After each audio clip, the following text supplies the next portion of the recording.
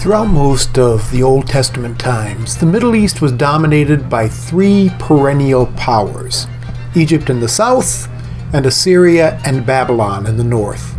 Sandwiched between them was the land that we call the Levant, a region dotted with ancient city-states and a few small kingdoms that struggled with one another for independence and supremacy.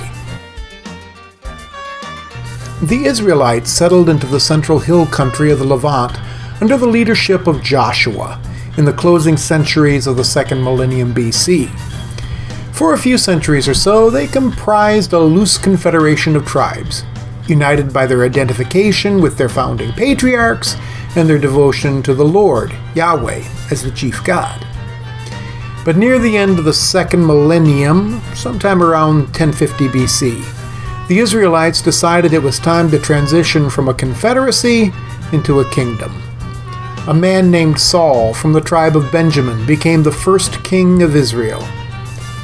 Saul forged the tribes into a nation and led the Israelites in military campaigns that secured and expanded Israel's borders.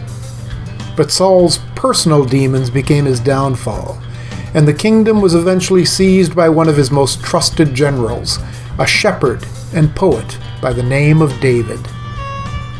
David's reign was characterized by extensive military campaigns against the nations around him, subduing the Edomites and the Moabites in the east, and pushing back the aggressive Philistines in the west.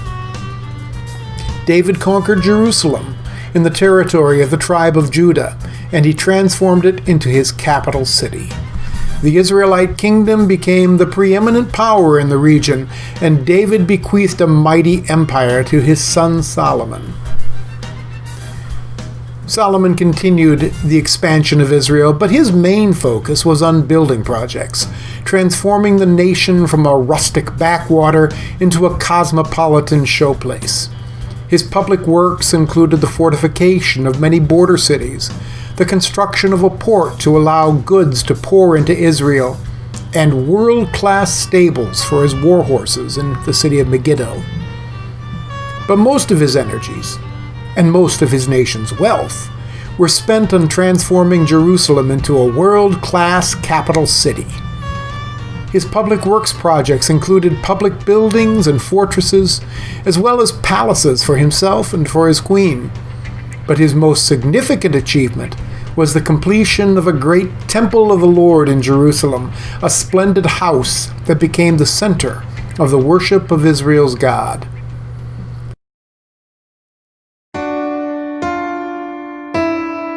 Solomon is renowned for his wisdom, but his shrewdness brought a crisis to his kingdom.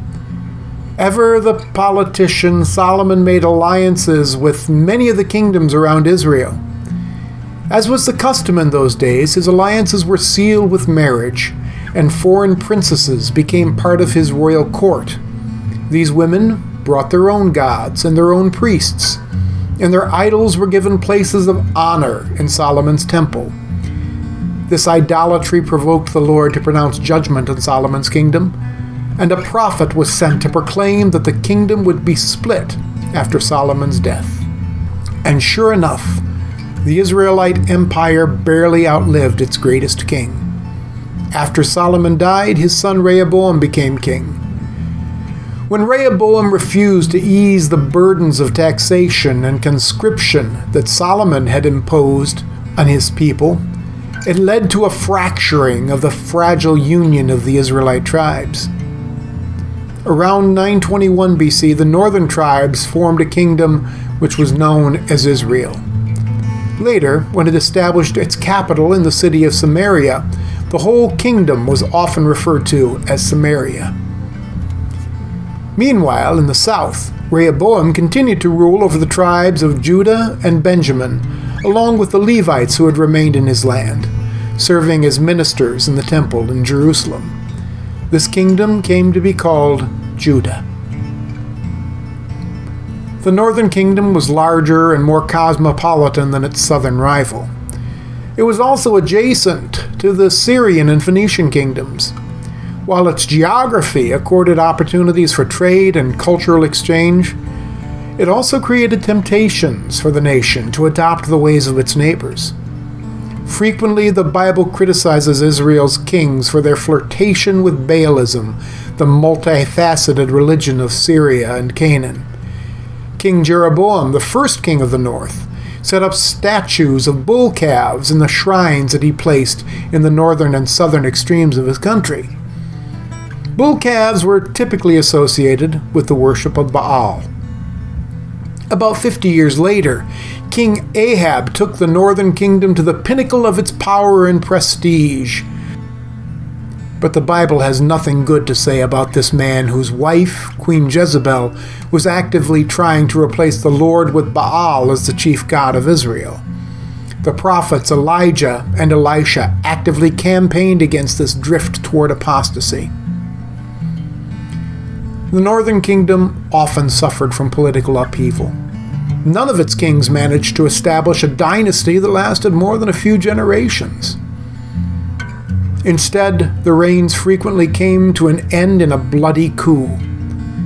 The longest dynasty came from King Jehu, who began his reign around 841 BC, after he had massacred the descendants of King Ahab and the worshippers of Baal in Israel's capital, Samaria. His dynasty came to an end in 752 BC, when an Israelite general assassinated Jehu's great-great-grandson, King Zechariah, and claimed the throne for himself. That general held the throne for only a month before he was assassinated, and another military leader took over. The later dynasties of Israel, the northern kingdom, were deeply affected by the accident of Israel's geography. Israel was a bumper state between Egypt in the south and the great Mesopotamian powers in the north. Already in the days of King Jehu, Israel was forced to swear allegiance to the king of Assyria, Shalmaneser. Around 732 BC, King Pekah of Israel entered into an alliance with the king of Syria to revolt against the Assyrians, and they attempted to force King Ahaz of Judah to join them. But Ahaz wanted nothing to do with revolt, and he appealed to Assyria for help. King Tiglath-Pileser of Assyria crushed the rebellion, destroying the Syrian kingdom and crippling Israel. Pekah was killed and replaced by one of his generals, Hoshea. But 10 years later, the Assyrians discovered that Hoshea was also planning to rebel against them, with the aid of Egypt. This time, Assyria was ruthless in its response. Israel was invaded, its capital was destroyed, and most of the Israelites were scattered in small settlements throughout the Assyrian Empire. In 721 BC, Israel was no more.